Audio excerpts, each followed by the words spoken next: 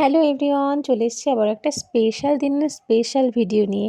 আজ স্পেশাল এই কারণেই, আমার টোটো 6 মার্চ আমার কাছে আজ থেকে 3 বছর আগে এসছিল। তো আজ আমার টোটোর 3 বছর পূরণ হয়ে গেল।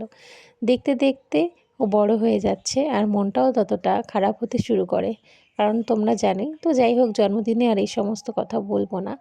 আমি চাইবো ও সুস্থ থাকে, ভালো থাকে, এটাই।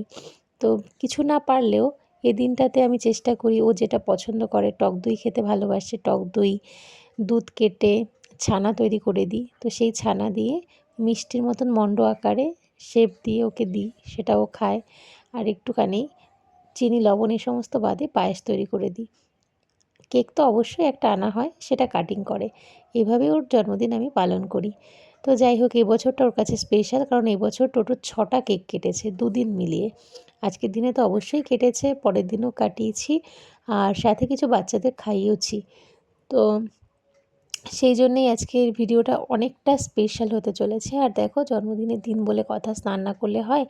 আর পশমের মধ্যে ওদের খুব গরম লাগে, এখন যেহেতু গরম পড়ে গেছে। সপ্তাহে তো একদিন স্নান করতেই হবে। আজকে জন্মদিন উপলক্ষে স্নান করিয়ে দিলাম। আর টোটো না ছোটো থেকেই স্নান করতে ভালোবাসে, অতটা দুষ্টুমি করে না, কিন্তু স্নান করার পরে দুষ্টুমি করে, এক জায়গায় দাঁড়িয়ে থাকতে চায় না।